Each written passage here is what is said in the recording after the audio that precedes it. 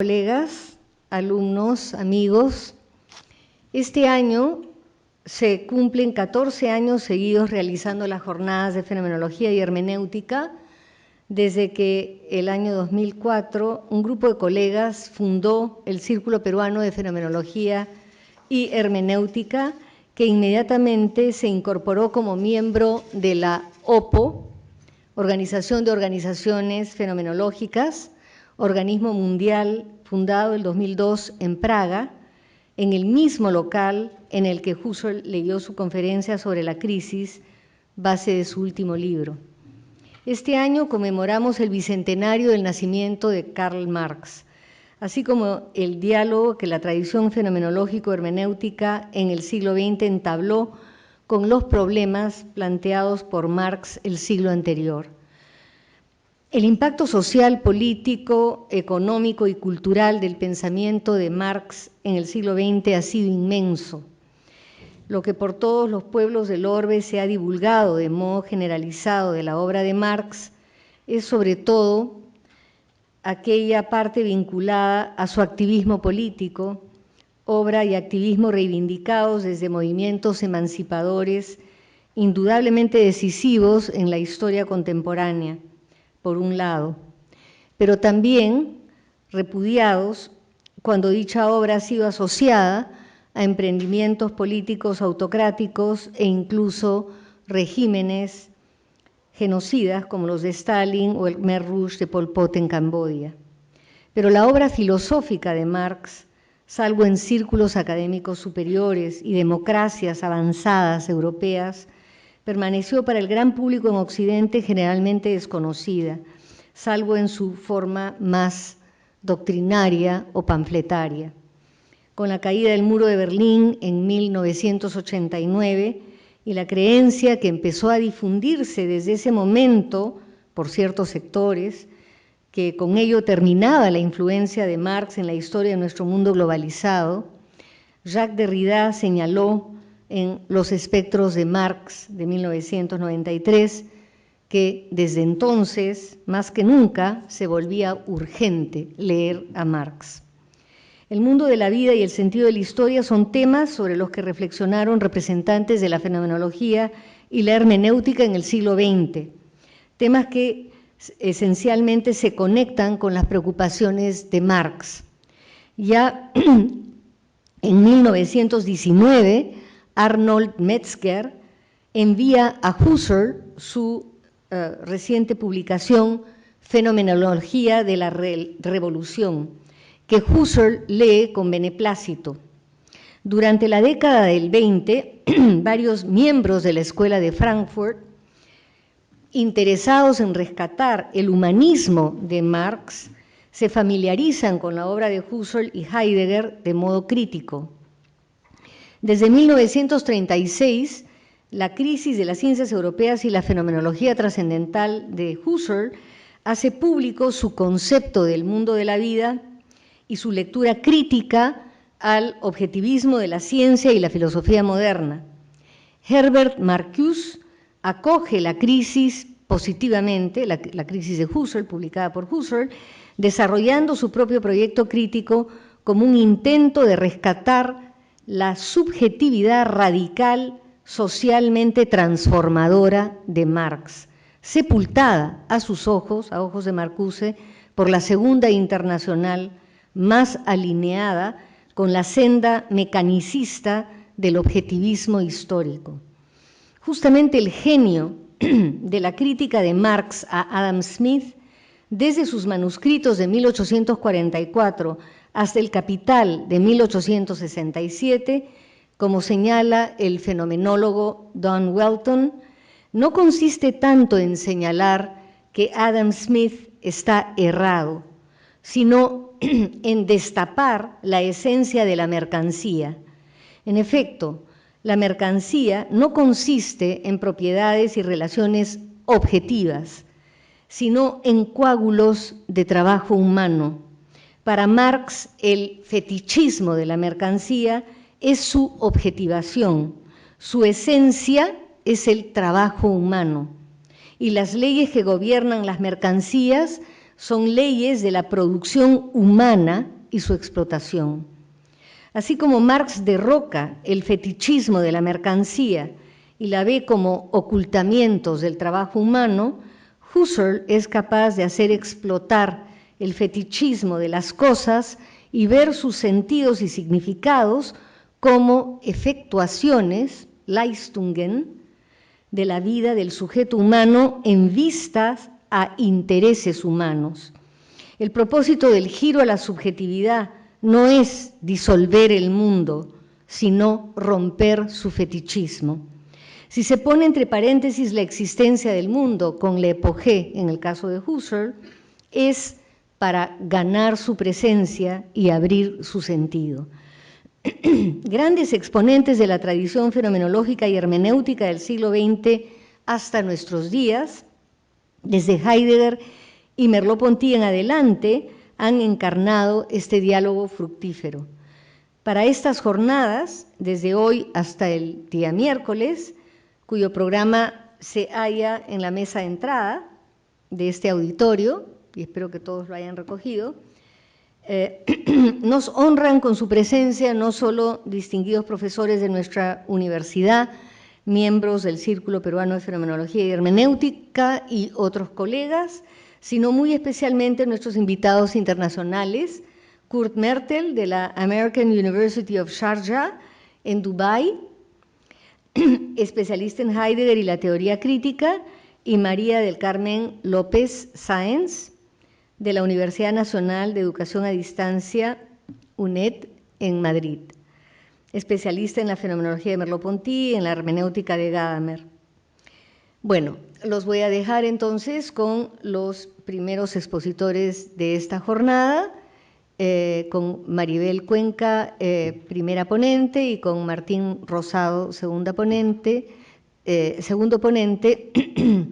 y luego hay una pausa y al final escucharemos a Kurt Mertel. Muchas gracias.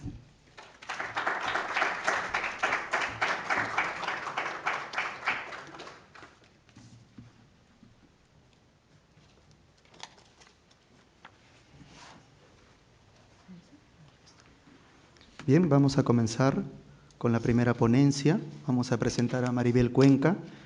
Ella es magíster en Filosofía por la Pontificia Universidad Católica del Perú, con la tesis La experiencia de la verdad en el pensamiento de Heidegger. También obtuvo la licenciatura en la misma casa de estudios, con la tesis La verdad práctica y el componente racional en la ética aristotélica.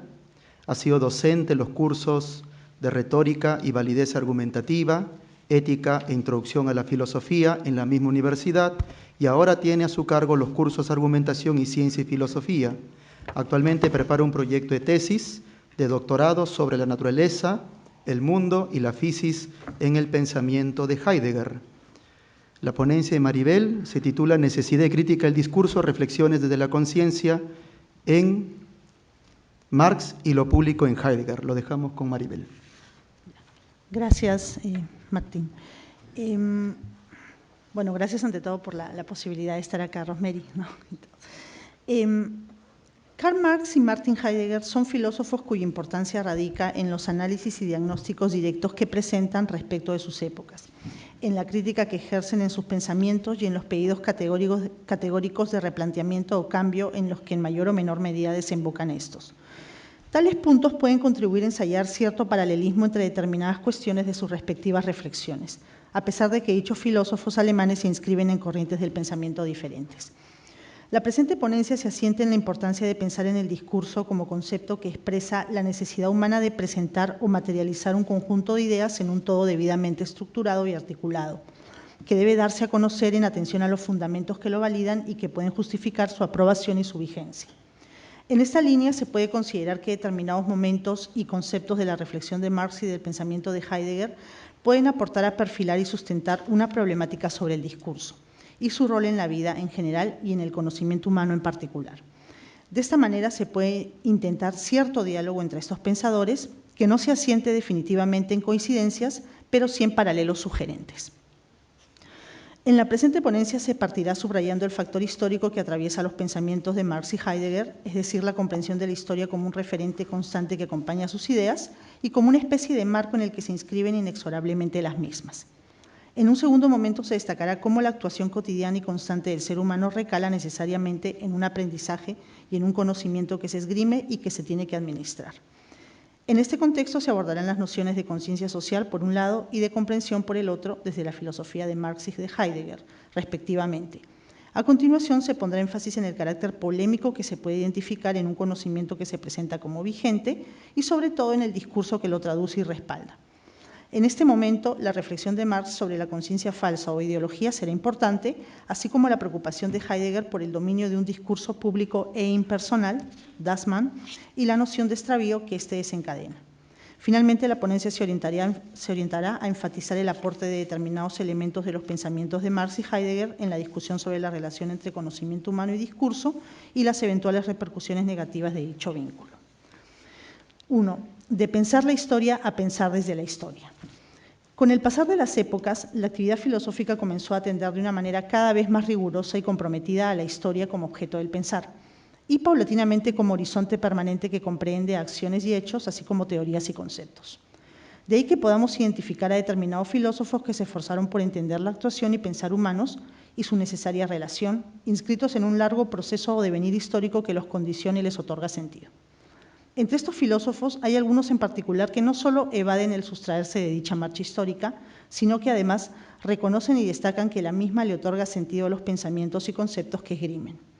En atención a las preocupaciones que animan el pensamiento del filósofo alemán Karl Marx, este entiende la importancia de afirmar a la historia y reconocerse en ella, en tanto proceso largo que ya evidencia un hilo conductor claro, en el que las relaciones asimétricas de los individuos en la sociedad es determinante.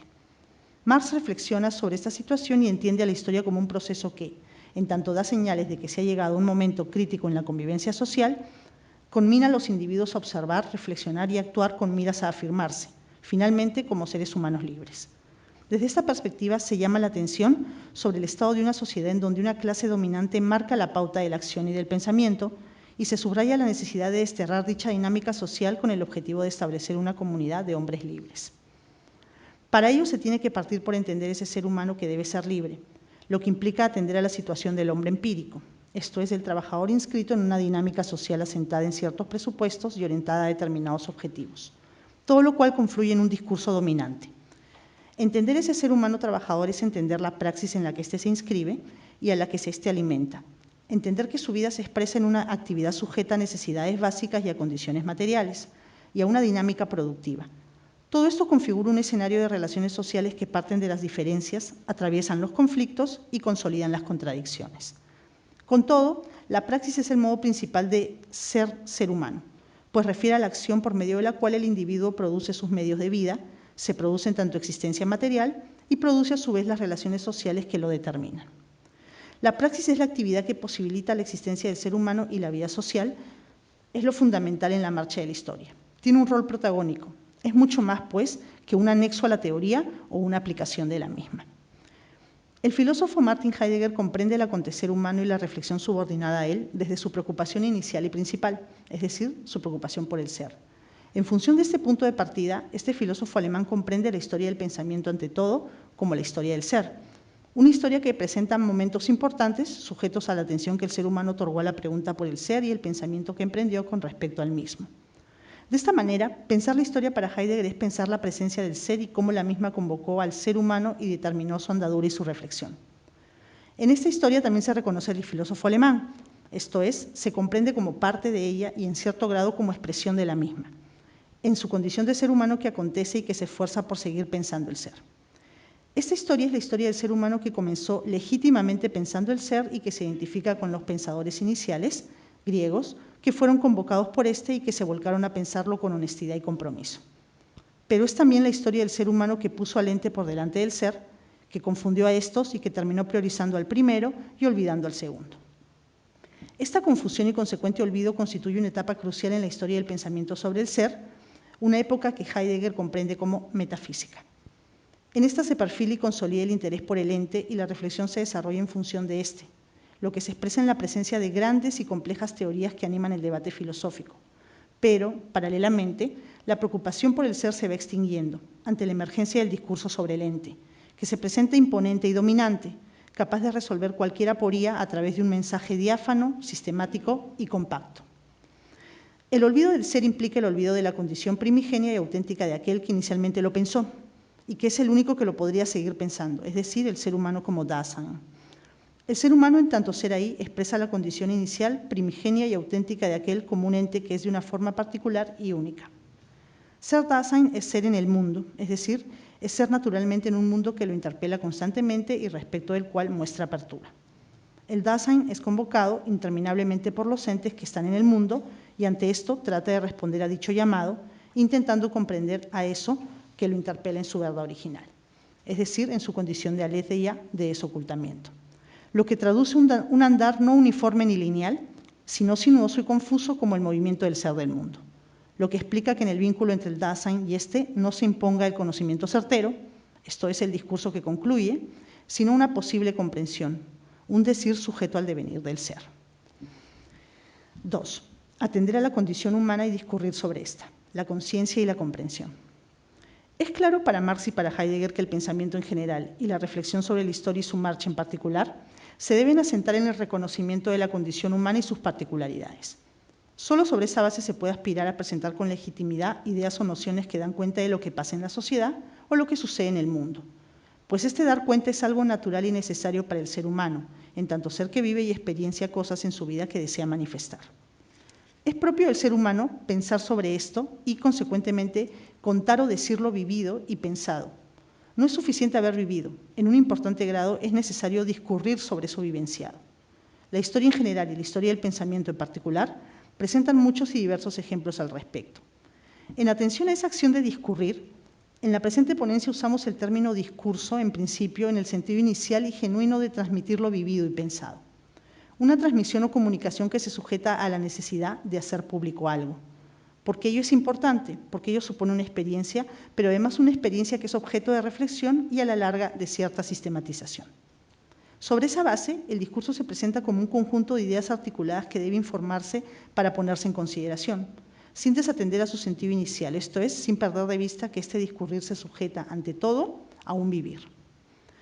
En esta línea adquiere realce la reflexión de Marx cuando éste destaca que la base de todo pensar y de toda idea, que consecuentemente se postula, es la vida social del ser humano. Es decir, el escenario en el que éste está instalado y sometido a una dinámica que se expresa en relaciones sociales conflictivas. Es fundamental no perder de vista tal punto de partida, es decir, el ser social del ser humano, pues esta es la vida real. La vida real es la vida de un ser humano que es trabajador, cuya labor nutre las fuerzas de producción de la sociedad y cuya performance lo conduce inexorablemente a ser parte de las relaciones de producción de esta. Es importante y legítimo pensar, sin duda, pero sobre la base de lo que acontece realmente, de la existencia material del ser humano. El pensamiento se tiene que asentar, pues, en ser consciente de esto que pasa y atraviesa las vidas de los seres humanos. La conciencia no puede ser nunca otra cosa que el ser consciente, y el ser de los hombres es su proceso de vida real. La conciencia no es un ente que existe per se, independiente de cualquier escenario y de los componentes del mismo. La conciencia está condicionada por un ser, es decir, por ser de una manera, por vivir de un modo en la sociedad. Por eso Marx indica que la conciencia es ser consciente, esto es darse cuenta, en principio, de lo que se es, de cómo se vive, o en todo caso, la conciencia debería generarse así, atendiendo a la vida real social y todo lo que ésta comprende. Cito: en la producción social de su existencia, los hombres contraen determinadas relaciones necesarias e independientes de su voluntad, relaciones de producción que corresponden a una determinada fase de desarrollo de sus fuerzas productivas materiales. El conjunto de estas relaciones de producción forma la estructura económica de la sociedad, la base real sobre la que se eleva un edificio, Überbau, jurídico y político, y a la que corresponden determinadas formas de conciencia social.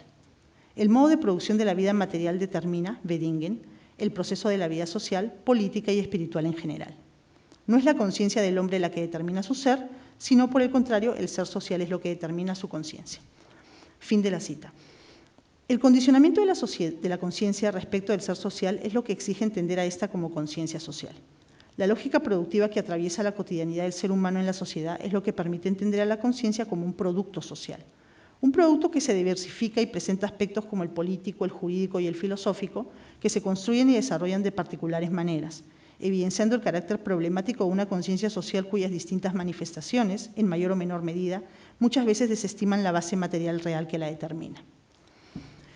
En el pensamiento de Martin Heidegger, la permanente preocupación por la cuestión del ser es la preocupación por retomar un pensamiento legítimo, auténtico y honesto que parta de y vuelva siempre a la cuestión inicial, que condicione el acontecimiento del mundo y por ende la vida del ser humano.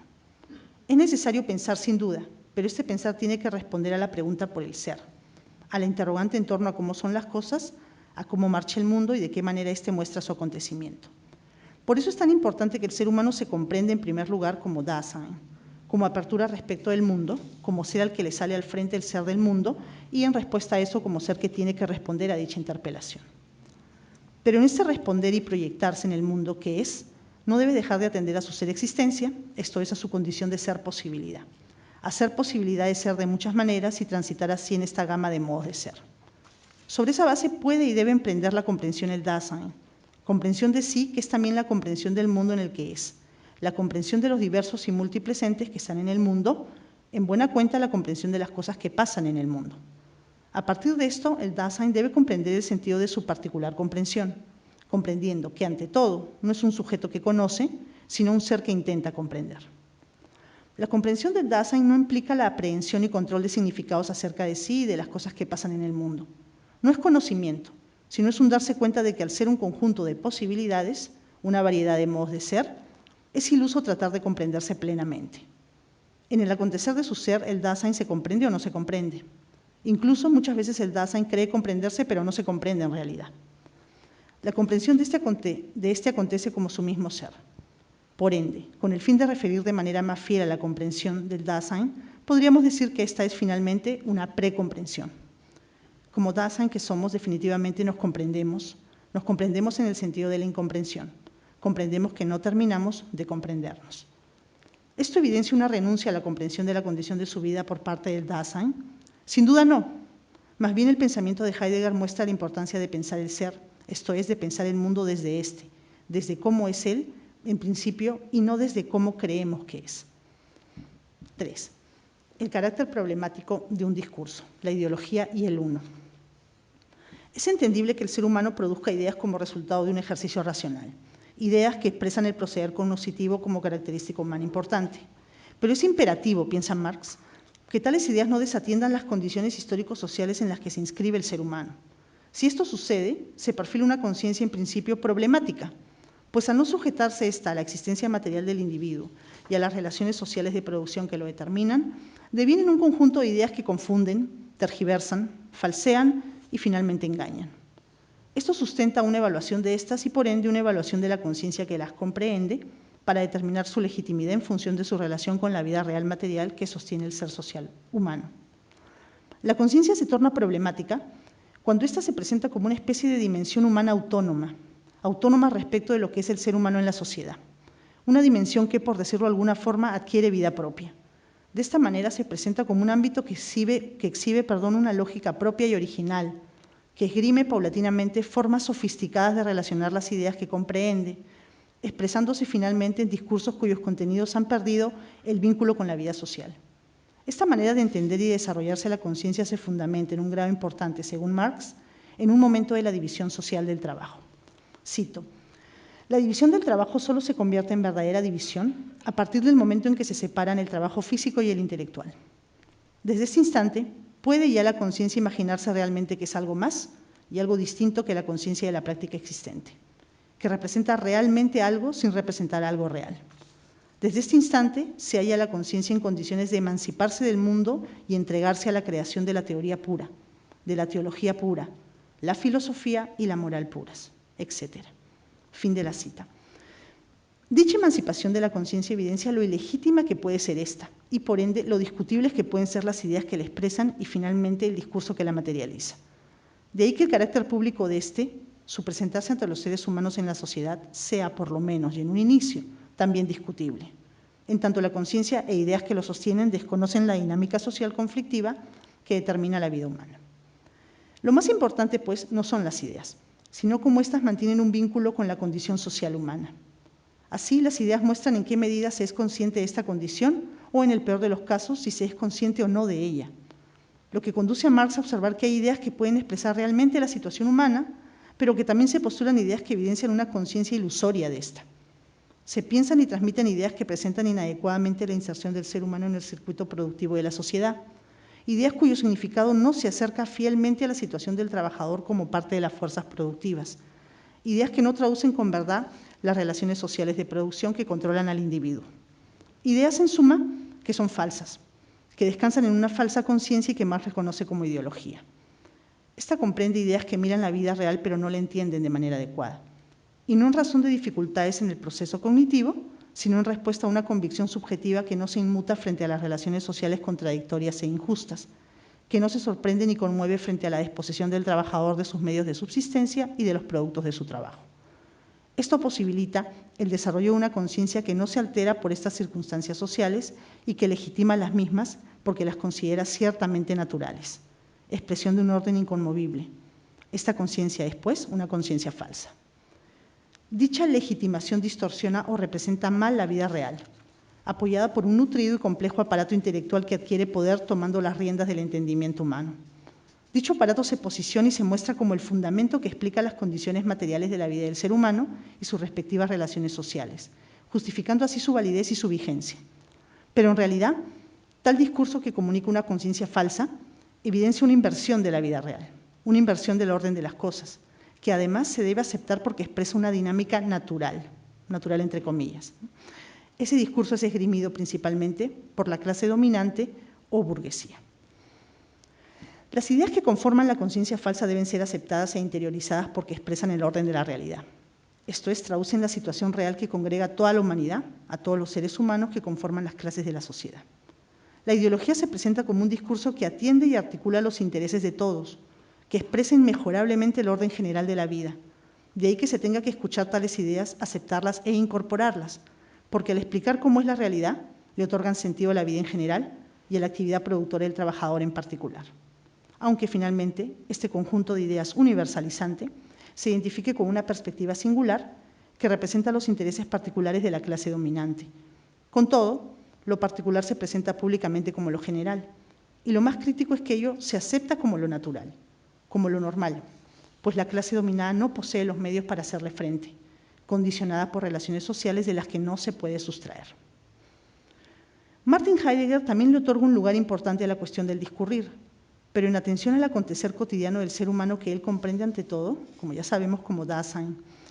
Este es en el mundo y así acontece con el mundo y necesita decir lo que se muestra y pasa en este porque es apertura. La condición de ser en el mundo conmina a comprender su existencia como comprensión, como disposición afectiva y como decir. Para efectos de la presente ponencia nos interesa destacar este último punto. Este decir intenta traducir el original alemán die Rede, que expresa el vínculo íntimo entre el acontecer y el hablar sobre este acontecer. Esto es un contar lo que se está mostrando, lo que está pasando.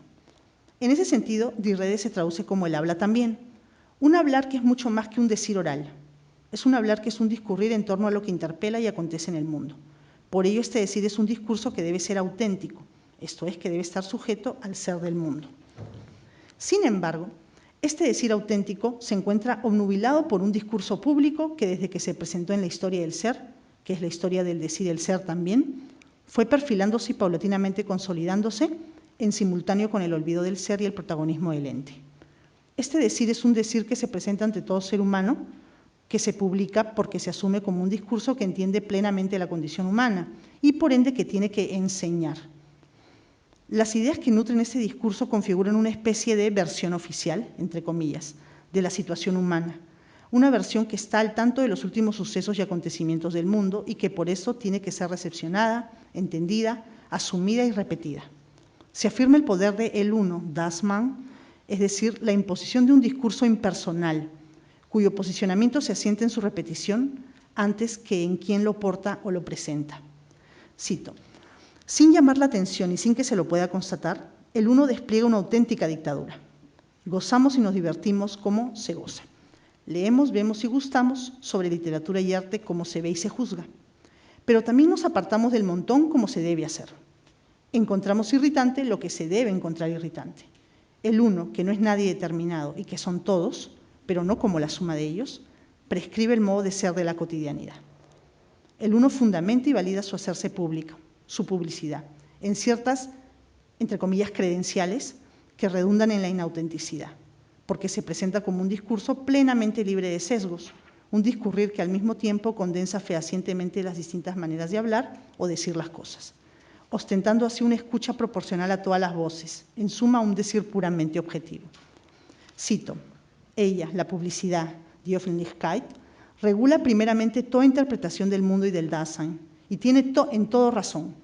Y esto no ocurre por una particular y primaria relación de ser con las cosas, ni porque ella disponga de una transparencia del Dasein hecha explícitamente propia, sino precisamente porque no va al fondo de las cosas, porque es insensible a todas las diferencias de nivel y autenticidad. La publicidad oscurece todas las cosas y presenta lo así encubierto como cosa sabida y accesible a cualquiera. No ir al fondo de las cosas es no atender al acontecimiento del ser, ya sea ignorándolo, malinterpretándolo o falseándolo. Ello implica no comprender que la incomprensión es algo que caracteriza al Dasein y es algo inherente al ser del hombre. Por ello no se puede ir en contra de eso. Darnos cuenta de que nuestro comprender es un comprender incompleto traduce los alcances de nuestro ser como posibilidad. Desentender estos alcances expresa una tergiversación de nuestra comprensión, lo que acusa irresponsabilidad y alienación por parte del ser humano. Cuando éste subordina su comprensión a los dictámenes del discurso público, renuncia al poder ser de su comprensión. Se distancia de la singularidad propia de esta y la recubre con un atuendo que artificialmente le brinda seguridad porque denota normalidad. El ser humano no quiere hacerse cargo de su ser, rehúsa acontecer en incomprensión de su comprensión y se refugia en un discurso que aparentemente le ofrece una comprensión segura y permanente del ser de las cosas. De esta manera, el Dasein opta por lo presente, lo seguro y lo permanente, desconociendo que ese saber explícito, desoculto, es apariencia. Es un hecho que el Dasein se extravía, el extravío es propio de él. Último punto. 4. Necesidad y función del discurso a propósito de la conciencia falsa y del discurso público. Marx y Heidegger, a través de sus ideas, muestran el carácter necesario y crítico del discurso como paso que concluye un proceso motivado por un interés de entender o comprender cómo se vive y cómo nos podemos proyectar a partir de eso. Es legítimo producir ideas y es natural intentar comprender, pero es necesario también atender a cómo se originan tales ideas y en qué se asienta el mencionado comprender. Es importante identificar en qué devienen esas empresas del conocimiento, a través de los discursos en los que se materializan y determinar si no desatienden a la raíz social y experiencial de la vida humana. Lo problemático aparece cuando se confirma esta desatención y se certifica que, con todo, el conocimiento continúa a pesar de esto, pues hoy evidencia una subvaloración de la dinámica de la existencia humana, ya sea para conocer o al menos para intentar comprender. Los pensamientos de Marx y de Heidegger, respectivamente, nos permiten sugerir paralelos interesantes en torno a determinados puntos. Ambos no refieren estrictamente a lo mismo, sin duda, pero el despliegue de sus ideas nos permiten hacer ciertas comparaciones. La crítica de Marx a la conciencia falsa o ideología se asienta en que ésta desestima e invierte la relación entre el ser social y la conciencia social, identificándose con un conjunto de ideas que distorsionan y finalmente falsean las contradicciones que sostienen el conflicto de clases encubierto en las relaciones sociales de producción. Por su parte, Heidegger observa que el discurso público impersonal surge en el escenario de la coexistencia, esto es, la condición del coestar del Dasein respecto de otros seres como él, posibilita la emergencia de ese discurso que, nutriéndose de las diversas comprensiones en teoría, dictamina lo que es y cómo se ha de comprender eso que es en el acontecer humano. La ideología no es lo mismo que el Dasein, definitivamente, pero es cierto a su vez que la vida del ser humano con otros seres humanos y las relaciones que entablan estos entre sí y con otros entes son una fuente de problemas que el discurso tiene que mostrar, como contradicciones de clases o como conflictos en la coexistencia. Además, la ideología como conciencia falsa se presenta y se consolida como conciencia burguesa, como conciencia que esgrime la burguesía, salvaguardando de esta manera sus intereses de clase. El discurso público al que refiere Heidegger en principio lo sostiene nadie y lo sostienen todos también. Esto es mucho menos directa la atribución de este discurso a alguien o a algunos en particular. Por otro lado, cuando Marx se detiene en el concepto de la conciencia falsa como conciencia social burguesa, su crítica apunta a desenmascarar esta conciencia y desterrarla, en el marco histórico en el que este pensador se inscribe y en el que proyecta reencauzar la praxis social. En tanto, Heidegger, al llamar la atención con respecto al dominio del uno y el consecuente extravío que atraviesa el acontecer del Dasein, subraya la necesidad de que éste se dé cuenta de que es en un extravío, de que no comprende sus posibilidades de comprensión. Una cosa es el extravío que no se comprende y otra el extravío que sí se comprende y con el que se acontece. porque así nos comprendemos como existencia que somos en la historia que ha olvidado al ser y priorizado al ente.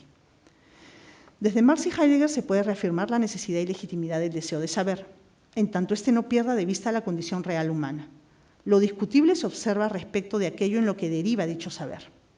Lo que se cuestiona es la presencia de un discurso como un todo completo y compacto que se atribuye la capacidad de haber recogido y sintetizado los distintos factores, variables y voces con respecto a una cuestión. Y sobre esa base afirma su validez y vigencia. La posibilidad de un discurso de tales características es discutible y su aceptación es peligrosa, pues ello se puede vincular con una especie de institucionalización eterna de un saber que justamente podría suponer la negación del incesante cambio de la realidad humana y de la necesidad de siempre reconocer a éste en su diversidad. Eso nos sugiere pensar en debates actuales en los que la discusión recala en conceptos complejos como el de la opinión pública, la versión oficial y la historia oficial, en atención a coyunturas en las que la historia nos sigue confrontando con asuntos pendientes de los que nos tenemos que hacer cargo. Gracias.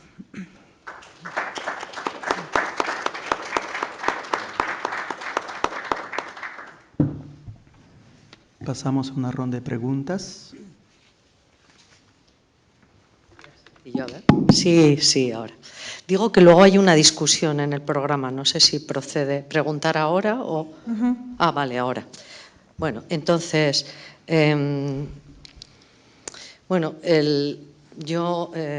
había algunas cosas que no… En fin, que pues por comenzar con la discusión, ¿no? Empezando por esto último que ha dicho usted, de la condición real humana, ¿no?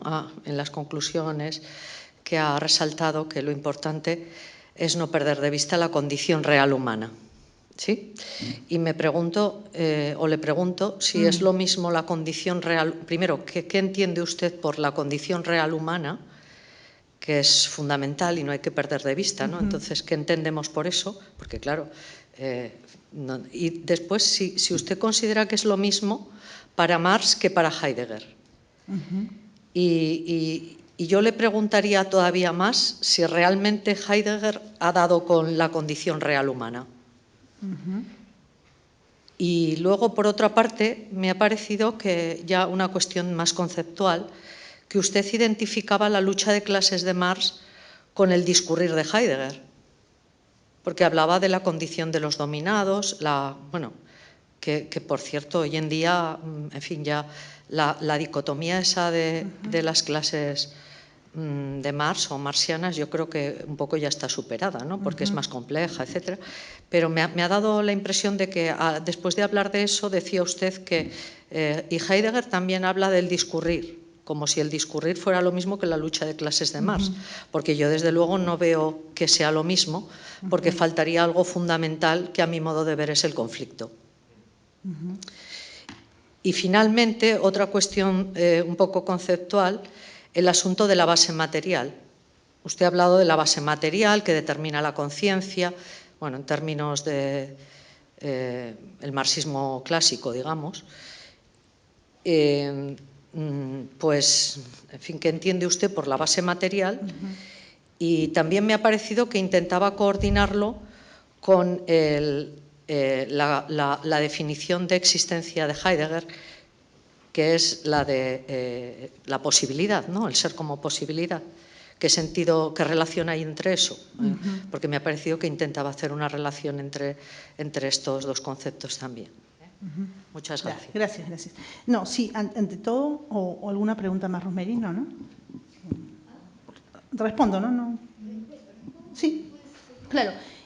Ante todo, claro, precisar lo que decía al inicio, ¿no? Y es que sin duda no se trata de hacer una identificación entre los pensamientos de Marx y de Heidegger, sin duda no, como lo dije al inicio, pero sí sugerir la discusión como la que estamos teniendo con respecto a, no ni siquiera ciertas coincidencias, ¿no? Sino eventualmente ciertos paralelismos, ¿no? Sería irresponsable en decir que efectivamente hablan de lo mismo, ¿no?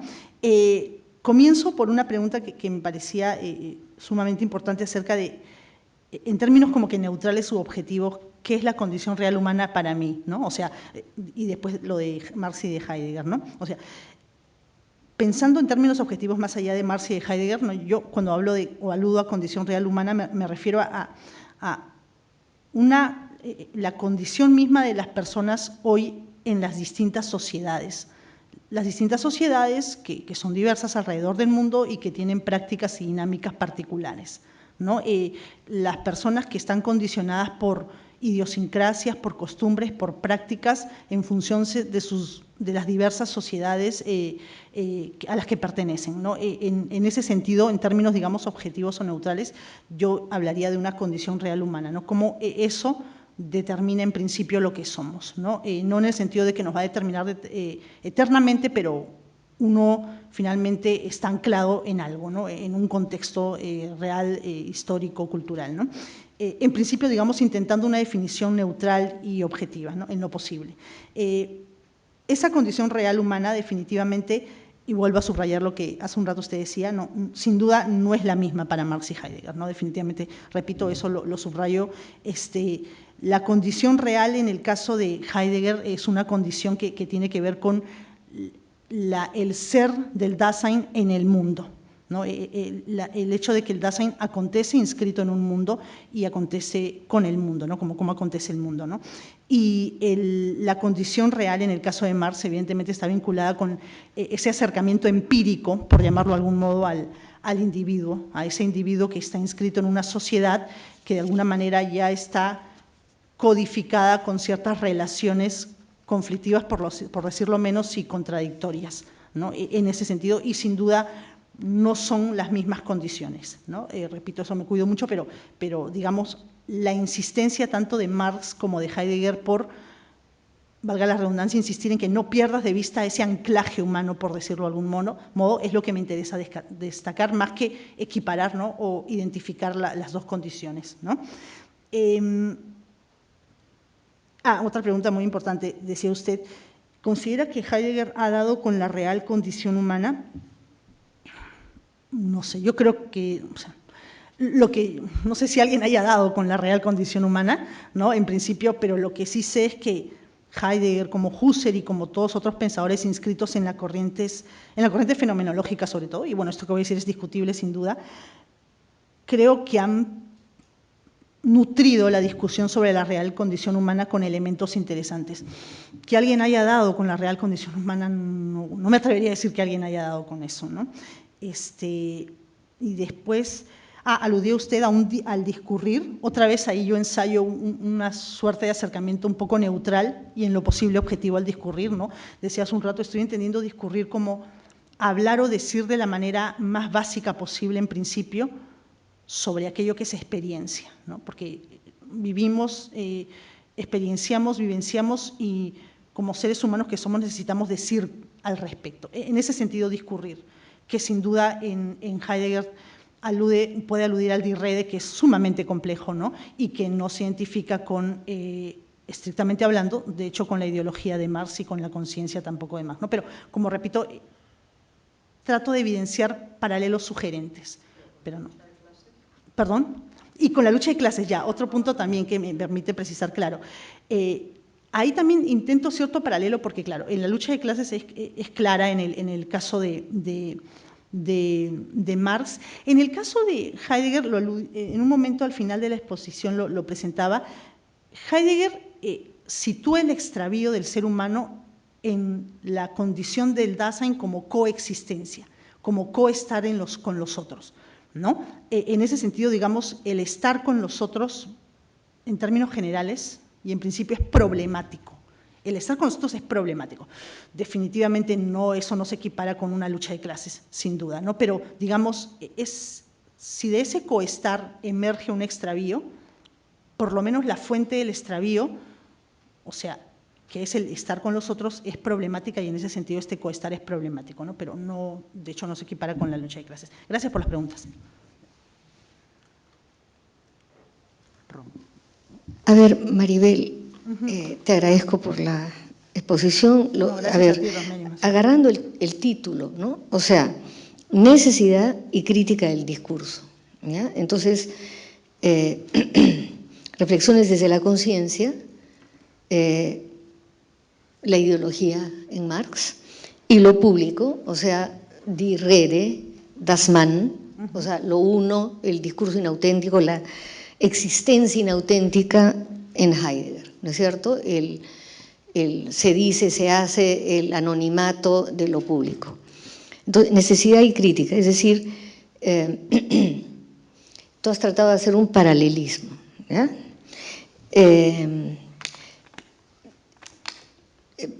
Ese paralelismo yo lo veo muy, digamos, externo, porque cuando uno penetra un poco, ese paralelismo casi se disuelve, a mi ver, ¿no?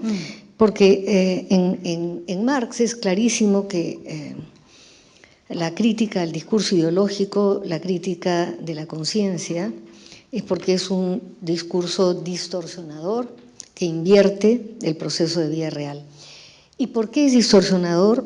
Porque el proceso de vida real está roto, porque el proceso de vida real está enajenado, el proceso de vida real está alienado, ¿no es cierto? Hay una ruptura en el proceso de vida real, que es el proceso productivo, ¿no? El trabajador no es dueño de su obra, de lo que produce, ni de su propia actividad productiva, ni de su propia esencia genérica, y por ende también está separado del otro hombre, y por ende esa separación, ¿no es cierto?, es la fuente precisamente de la ruptura en la sociedad. Y en la ideología alemana, digamos, esa ruptura es también la ruptura entre ese proceso de vida real, el trabajo efectivo, material, y el trabajo intelectual. Entonces, ese es el discurso inauténtico, ¿no? Y para Marx, entonces, todas esas rupturas en el proceso de vida real que causan esa separación de la ideología respecto del proceso de vida real, y que por ende ese discurso es ideología, se arregla cuando se arregla el proceso de vida real y cuando se arregla el tema de la alienación del trabajo. Y es ahí donde se hace, digamos, para Marx, ¿no?, proyecta, digamos, la sociedad comunista como una sociedad en la cual ya finalmente esas contradicciones en el proceso de vida real se van a resolver. Y entonces ahí desaparece el problema de un discurso inauténtico, de un discurso separado. Ese discurso entonces vendría auténtico cuando las cosas se arreglen en el proceso de vida real. En el caso de Heidegger, digamos, el planteamiento es muy diferente. La comprensión inauténtica, el Das Man, die Rede, todo eso, es porque el Dasein no se comprende desde sí mismo, se comprende desde las cosas que lo rodean, desde los objetos. Evidentemente que ahí también hay una alienación. Eso hubiera sido interesante tocar, ¿ya? La objetivación, es decir, es a través de lo otro que sí mismo que el ser humano, el Dasein, se interpreta a partir de lo que él no es. Y entonces, ¿cómo se arregla esa pérdida de sí, esa pérdida de la ipseidad, ese retorno a la ipseidad? Justamente no es modificando el proceso de vida real material, no, el ser no es cambiando nada en la relación con los otros, sino regresando a sí mismo. Y entonces el discurso acá, ¿cuál es el discurso auténtico? ¿Cuál es el lugar del silencio que introduce ahí Heidegger? Ok, o sea, me parece que, te das cuenta, la conquista de la ipseidad se da en la soledad, en la segunda parte de Ser y Tiempo. No se da en la comunidad. Cuando Heidegger habla del Mitsein, el ser con otros, es en la parte inauténtica. Es verdad de que se supone, está implícito, que cuando hay la recuperación de sí, habría una especie de Mitsein auténtico, pero no, eso no se ve en Ser y Tiempo, no está explícito. No sé qué piensas. Claro, de acuerdo con todo lo que dice Rosemary, y claro, destaca un punto que tú particularmente has dicho, claro, en Marx aspira a que al final la cosa se arregle, ¿no?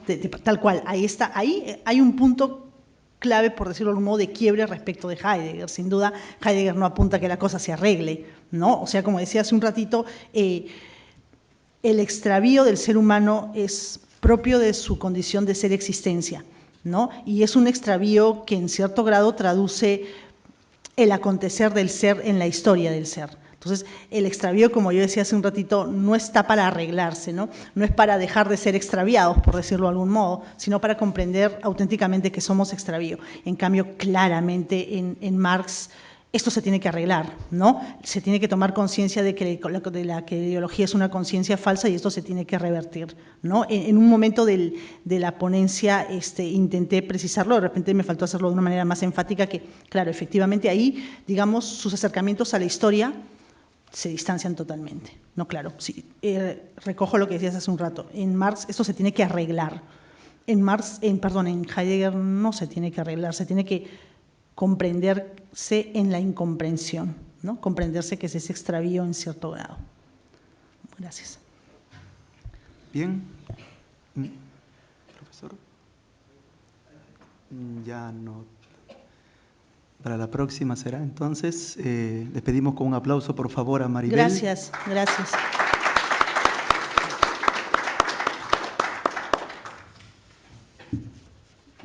Ya.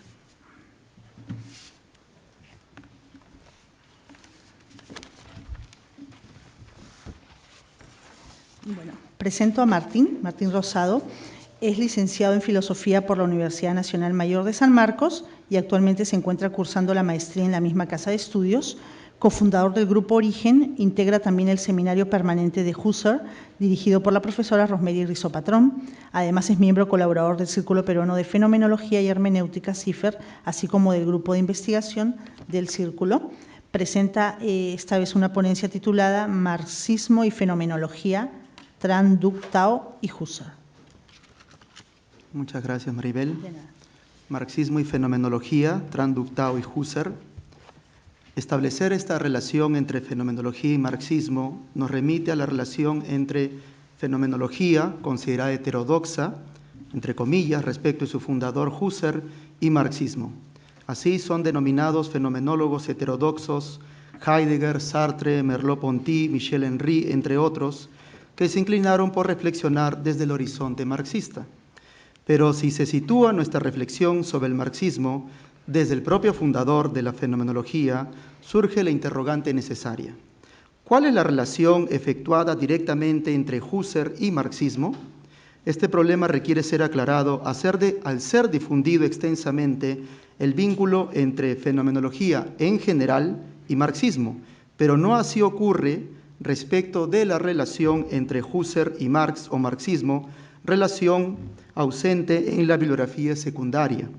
No obstante, esta ausencia disminuye si nuestra investigación retrocede a aquella parte de la historia en la cual determinado alumno extranjero de origen asiático visitaba los archivos Husserl de París y Lovaina.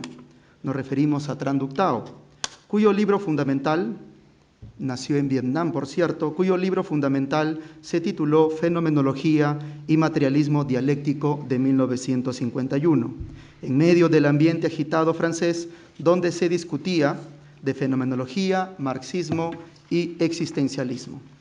Por este motivo vamos a exponer algunas ideas sobre Tran Duc Thao y fenomenología.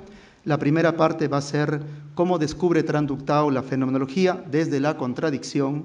La segunda parte, el paso que da Tran Duc Thao de la fenomenología al materialismo. La tercera parte, las críticas desde la dialéctica a la fenomenología. Y la cuarta parte, algunas conclusiones. Primera parte, descubrir la fenomenología desde la contradicción.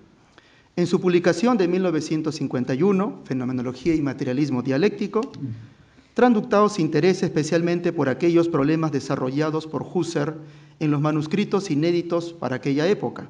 Thao revisó estos manuscritos en los archivos de Lovaina y París y, según lo citado por él en su publicación, revisó, por ejemplo, Ideas 2, El origen de la geometría, manuscritos de los grupos C, D y E.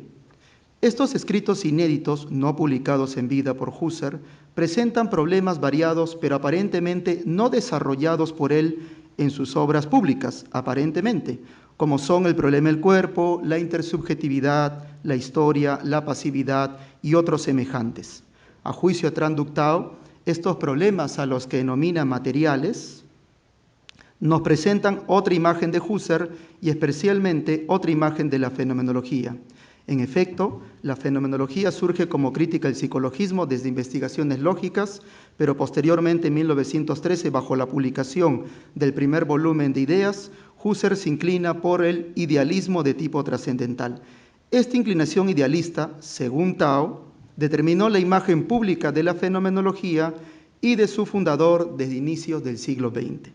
Desde esta imagen, aparentemente Husserl solo se interesó por problemas constitutivos de la conciencia y sus correlatos, pero en cuyas explicaciones no existían referencias, en apariencia, a problemas más materiales. Al respecto se refiere Tran-Duc-Tao, lo cito: nuestra tarea, al exponer el pensamiento husserliano, era relativamente fácil en tanto se referían a la teoría del análisis fenomenológico. Los conceptos eran bastante simples y estaban ampliamente desarrollados en las obras publicadas. Pero la teoría no es válida sin la práctica, y hemos creído sumamente necesario incluir en la exposición misma del método los resultados efectivos logrados, de los que lo esencial ha permanecido inédito. El examen de los manuscritos, continúa Tao, demostró que los análisis concretos tomaban una dirección incompatible con los principios teóricos, dentro de los cuales habían sido elaborados. Fin de cita. Estos problemas materiales, en vez de complementar o de superar la imagen intelectualista del idealismo fenomenológico, les cubren a Tran-Duc-Tao un problema no menor, sino inmanente al desarrollo propio de la fenomenología trascendental de Husserl. Primero, existe la obra pública de Husserl, donde se practica cierta fenomenología desde el horizonte del idealismo, tal como lo suele llamar Tao. Y segundo, existe el conjunto de manuscritos inéditos donde surge otra presencia de la fenomenología menos idealista y más material y lética. Respecto de estas dos visiones fenomenológicas, se instala la contradicción al interior de la propia fenomenología y precisamente ello es esencial al pensamiento del propio Husserl. Esta contradicción inmanente a la fenomenología convierte a esta en ciencia poética desde esta decisión interna. No obstante esta contradicción, Tao revalora lo siguiente: el descubrimiento de la fenomenología material en los manuscritos, a pesar de su carácter contradictorio con la obra pública, constituye un desarrollo asombroso sobre el estudio de la naturaleza, el cuerpo, los animales y la cultura. A Tao le interesan estos desarrollos y desde estos conectará entre fenomenología y marxismo. A pesar de su admiración por la fenomenología material, Tao se interroga sobre si realmente estos desarrollos ilético-materiales resuelven y complementan los problemas presentados desde la fenomenología idealista trascendental, expuesta en la obra pública de Husserl. De otro modo, la fenomenología material de los manuscritos resuelven los problemas constitutivos de la fenomenología expuesta en público.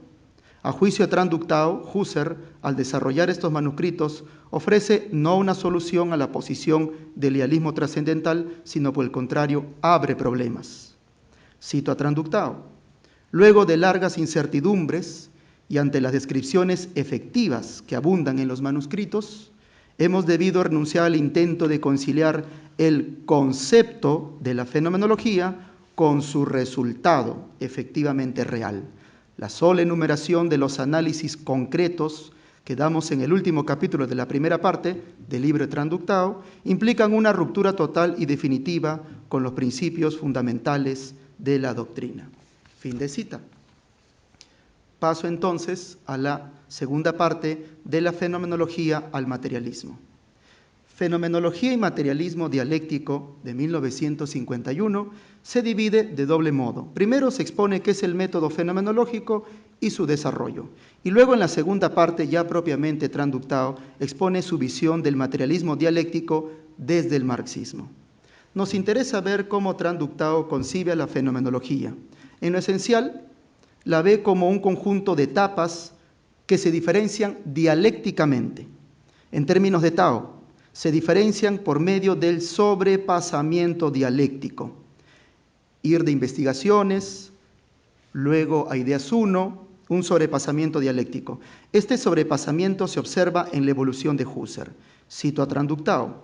Su evolución, la de Husserl, testimoniaba una inquietud creciente por establecer el fundamento real de las significaciones mentadas en la conciencia.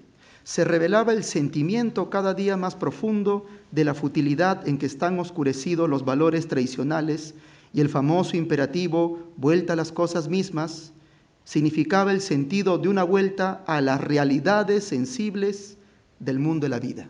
Fin de cita.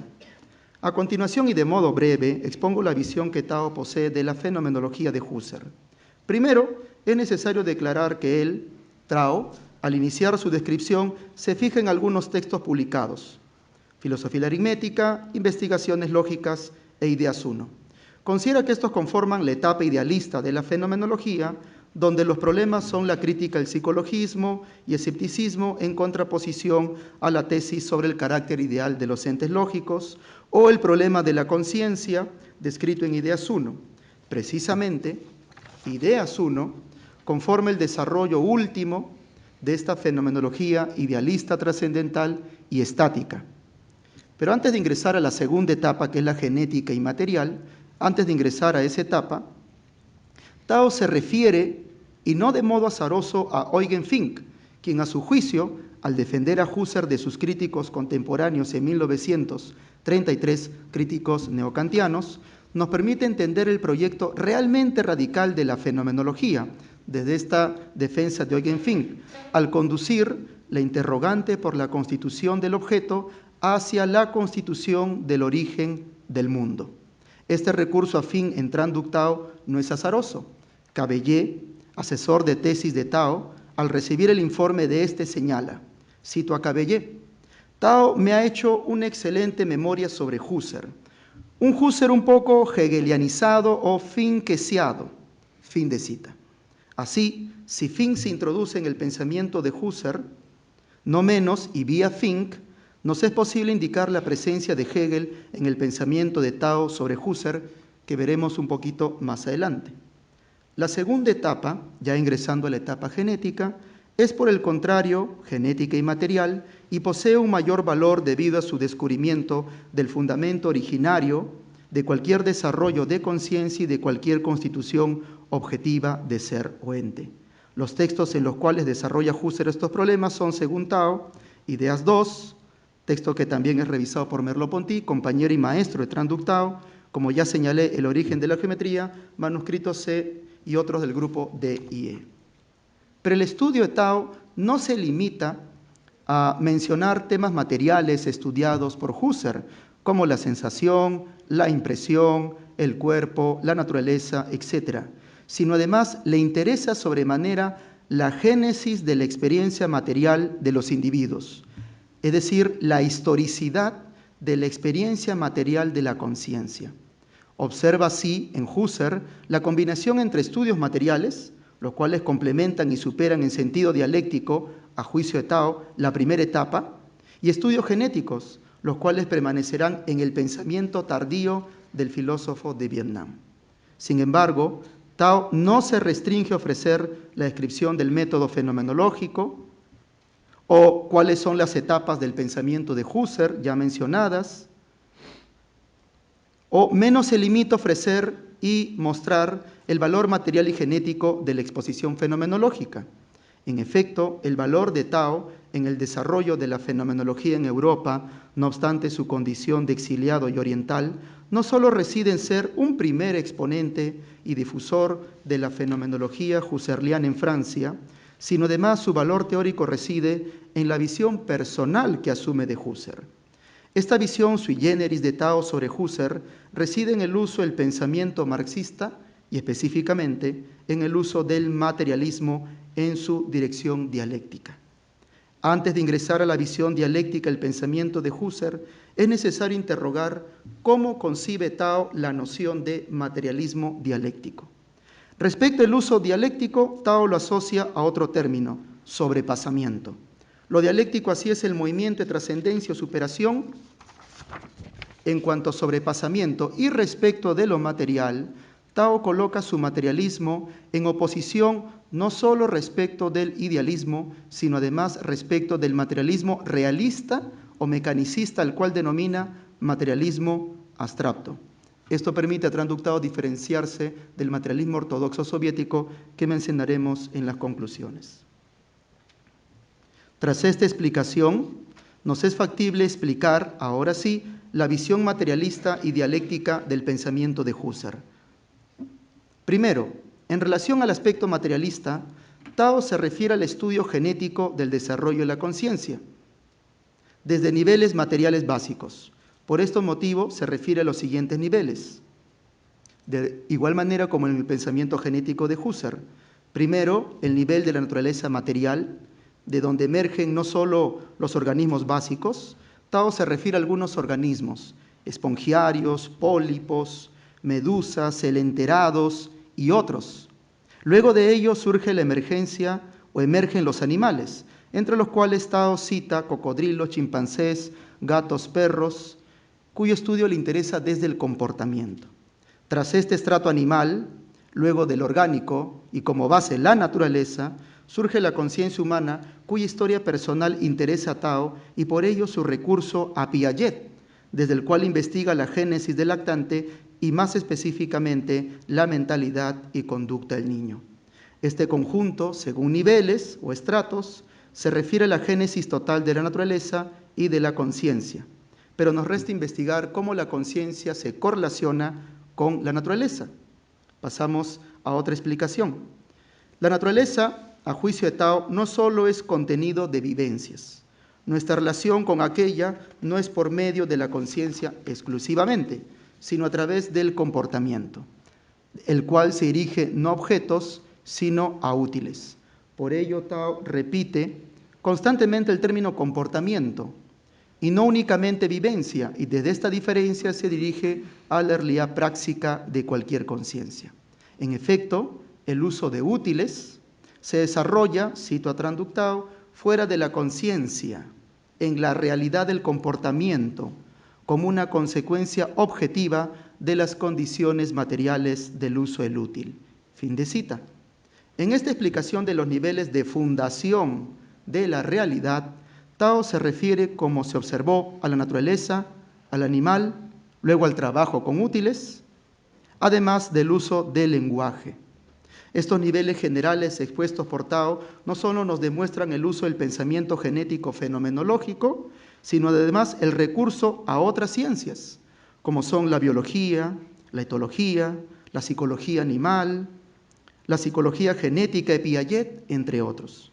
En esta combinación de recursos fenomenológicos y científicos, lo permanente, y es el interés de Tao, es descubrir en esta génesis el aspecto dialéctico. Cito a Tran Duc Tao: la materia deviene algo distinta de ella misma, es decir, vida y conciencia. La realidad como dialéctica es un movimiento tal que en cada modo de ser los cambios de orden causal determinados por la estructura propia de un modo conducen necesariamente a la constitución de un modo nuevo que absorbe al primero y lo mantiene como suprimido, conservado y superado. La vida, en cuanto sobrepasa la materia, la suprime conservándola. La negación resulta necesariamente la conservación y la conservación está implicada en la negación. Fin de cita. Es de observar en este estudio genético de la emergencia y la conciencia el uso de determinada visión del materialismo.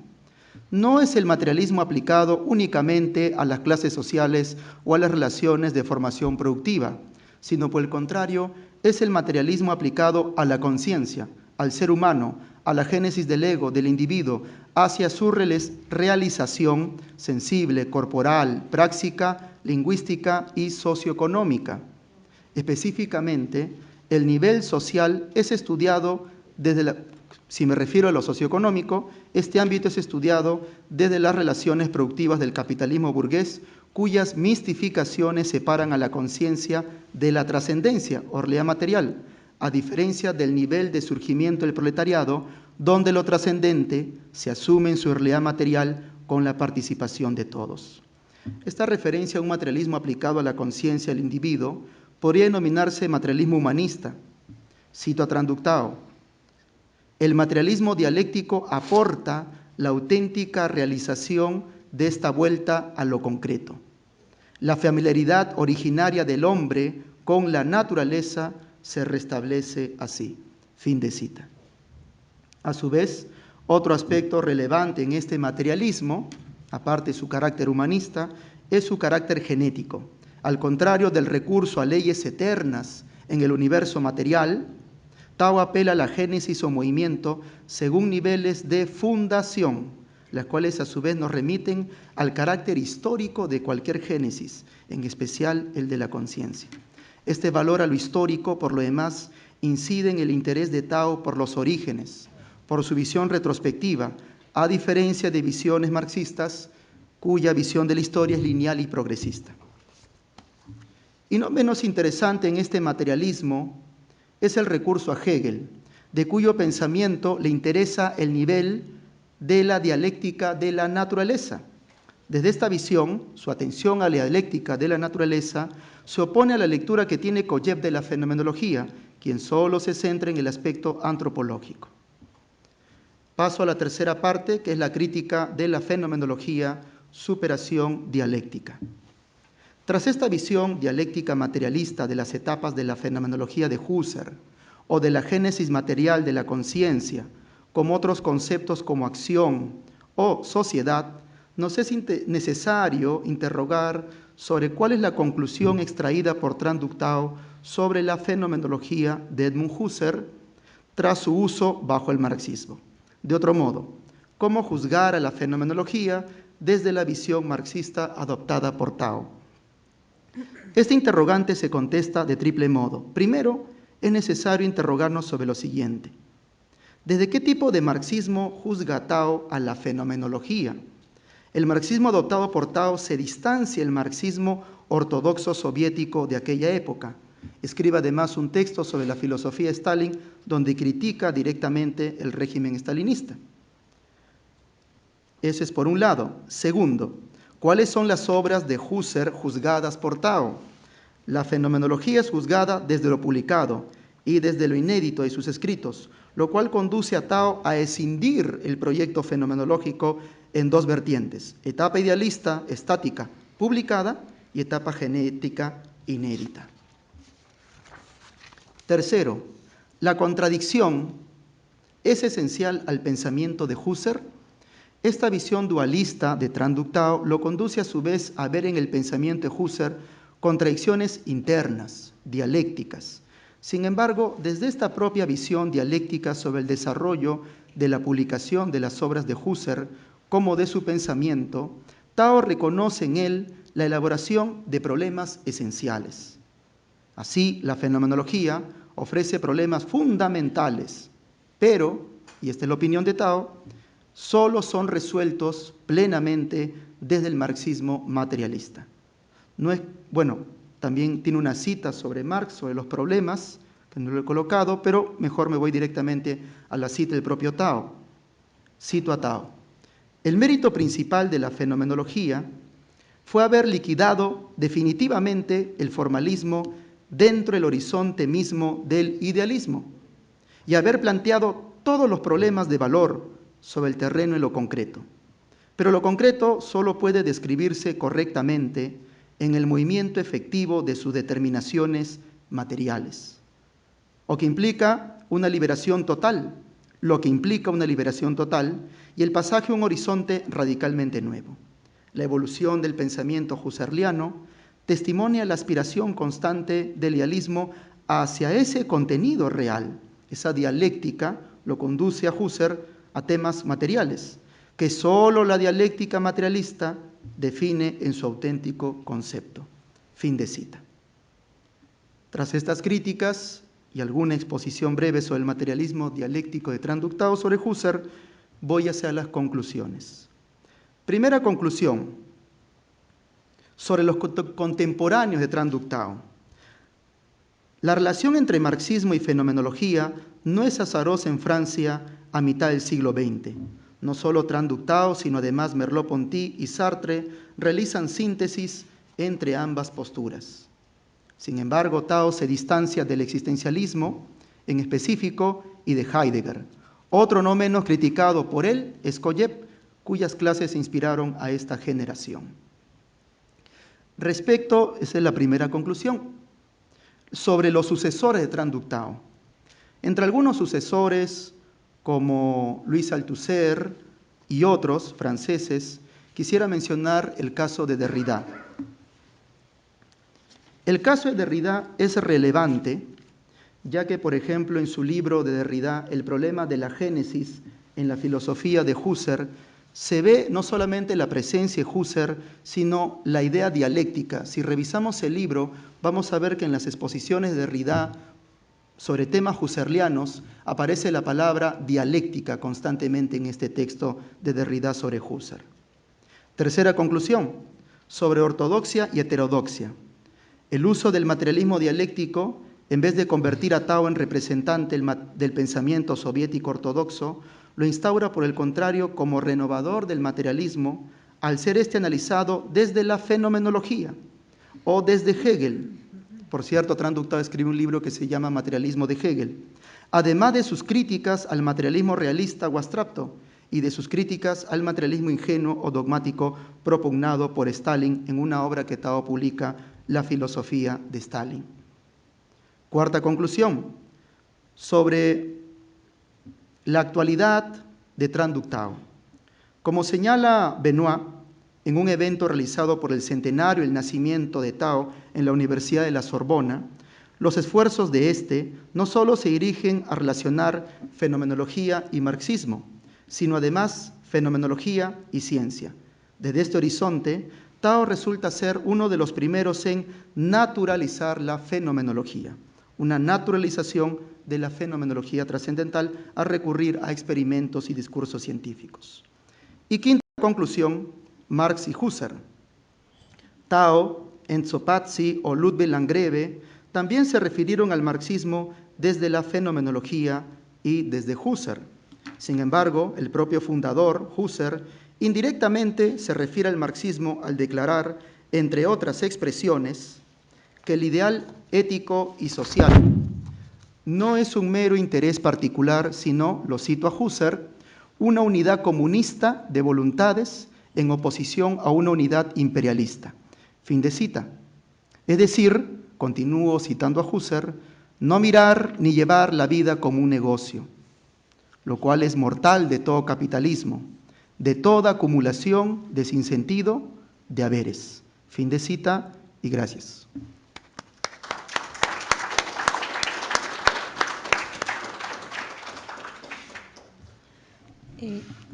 ¿Preguntas del público?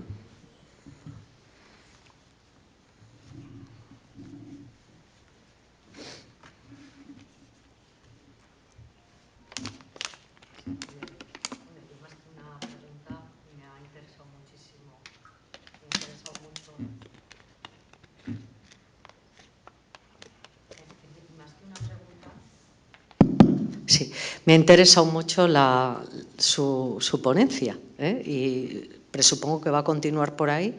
Me parece un tema muy interesante. Trabajar con seriedad la obra de Traductau y también, bueno, la de Ennio Pacci que usted ha citado al final, porque, bueno, son síntesis entre fenomenología y marxismo clásicas, también muy criticadas las dos. Se ha dicho que no son síntesis, que van de un lado, en fin, se han criticado mucho, pero la seriedad de su orientación me parece que podría conducir a un buen trabajo de investigación. Veo que le iba a recomendar esta lectura de Benoit, pero veo que la conoce porque ¿no? Donde han reunido también ahí al final la obra esta de 1951 clásica de Traductau.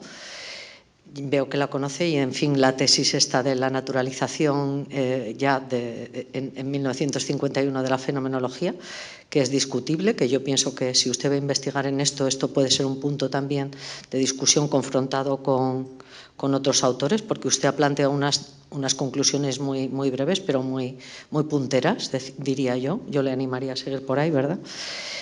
En fin, que me interesa mucho también recordar esta síntesis, ¿no? Porque muchas veces se habla de que la fenomenología, el desinterés por la política, y efectivamente usted ha citado la famosa cita de Husserl, ¿no?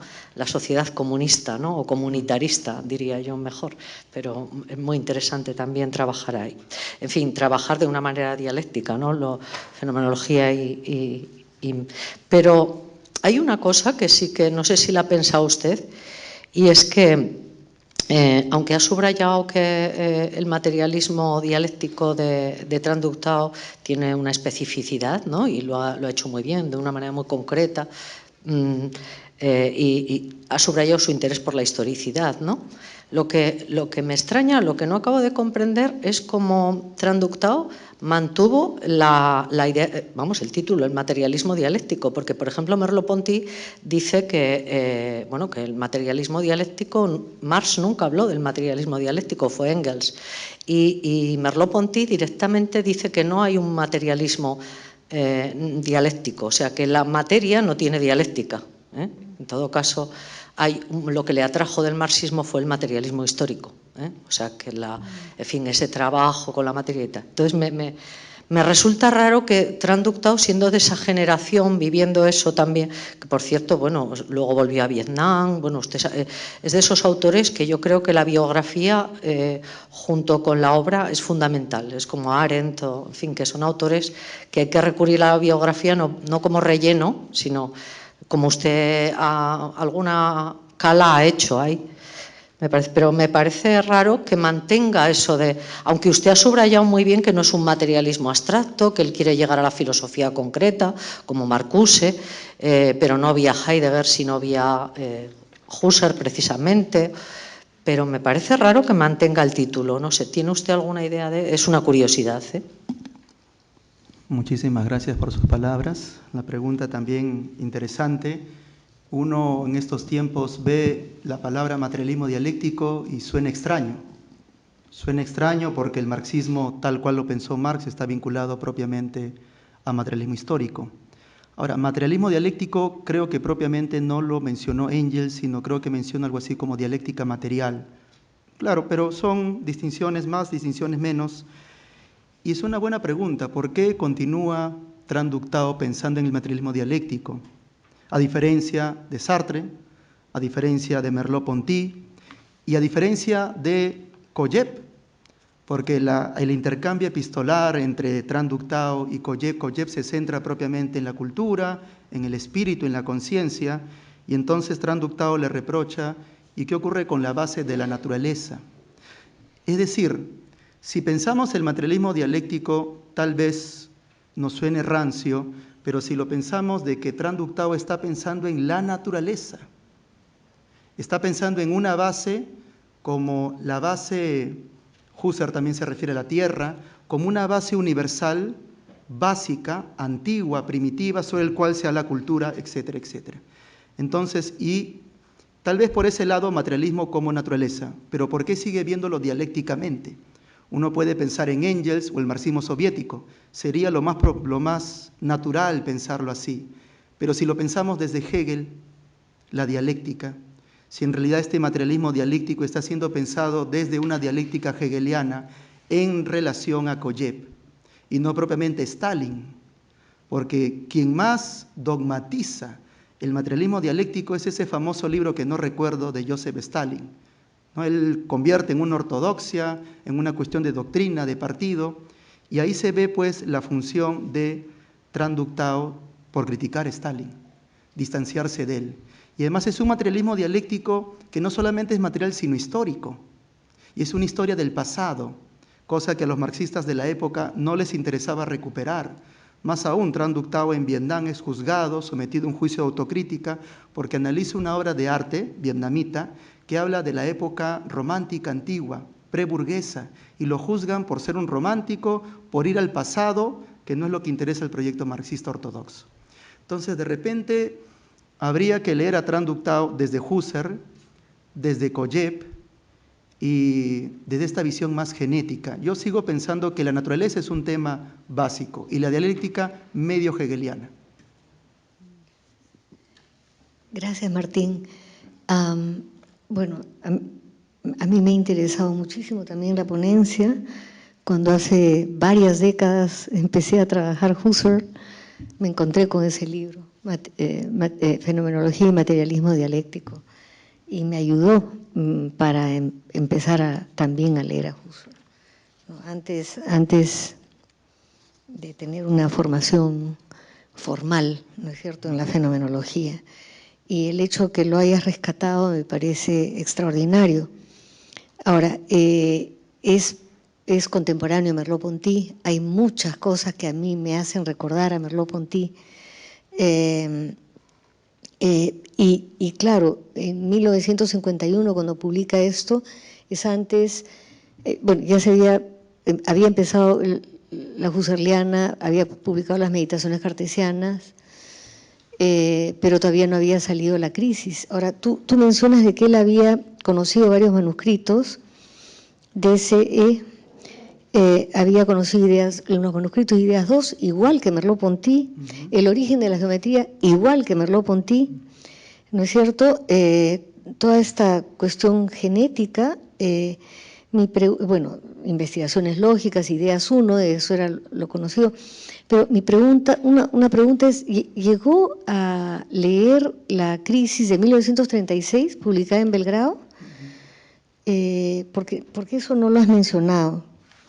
Yo también iba a mencionar lo mismo que Mari Carmen, respecto de materialismo dialéctico. A mí también me llama la atención, ese concepto no está en la obra de Marx, ¿no? En fin, pero era propio del marxismo de la época, me parece, de las discusiones en la década del 30, 20, 30, 40, etcétera, ¿no? Ahora, otra cosa que me hace recordar a Merleau-Ponty es que Merleau-Ponty, de la mismísima manera, habla de esta contradicción, ¿no es cierto?, entre el claro programa trascendental, idealista, etcétera, etcétera, y la profundidad y la riqueza de estos análisis que se encuentran en los manuscritos, que supuestamente, una frase de Merleau-Ponty es, ponen en cuestión el logicismo de las esencias, algo por el estilo, ¿no? Y claro, porque había una visión, digamos, como archipiélago de la obra de Husserl, y no se veía cómo conectaba una cosa con otra, ¿no? Y entonces acá yo simplemente quiero mencionar el libro de Javier San Martín. Claro, ya, digamos, fuera del idioma castellano ya hay cantidades de cosas que ya se vienen escribiendo desde hace un par de décadas, que incluso en inglés, ¿no es cierto? Don Welton, precisamente, que he mencionado hace un rato, ya había publicado el nuevo Husserl, el otro Husserl, ¿no? Ya se habla digamos, de esa obra de los manuscritos y cómo en el fondo ya se va viendo cómo arma el rompecabezas de una cosa más unitaria y menos contradictoria, ¿no? Pero eso no se veía antes. Merleau-Ponty habla de lo mismo. Javier San Martín en el 2015 publicó, ¿no es cierto?, la nueva imagen de Husserl, las lecciones de Guanajuato, que un poco también cuenta esta historia de esta lectura fraccionada, ¿no?, de la obra de Husserl. Pero me interesa lo de la crisis, porque en la crisis está toda la temática de la historia, está toda la temática de la generatividad. Una temática que evidentemente en Husserl ya arranca desde 1917, ya de todas maneras hay textos que hablan de eso, ¿no? Es más un comentario, pero lo de la crisis sí me interesaba porque no lo mencionaba, salvo el origen de la geometría. Muchas gracias, Rosemary. Creo que sí, diría que sí lo cita, y no solamente cita la crisis, lógica formal y trascendental, experiencia y juicio, idea de la fenomenología, porque le interesa cómo va descubriendo el método Husserl, y mencionaría que en manuscrito C hay todo un tema también que se trabaja sobre el presente viviente, que le interesa sobremanera a Transductao, le interesa sobremanera el presente viviente. Y yo me quedo sorprendido porque no he visto tantos trabajos de fenomenología, Husserl y Marx, no he visto tantos.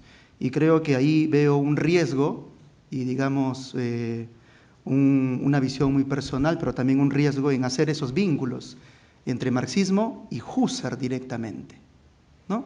Muchas gracias, Rosemary. ¿Listo? Ok, hacemos una pausa y luego retomamos. Gracias.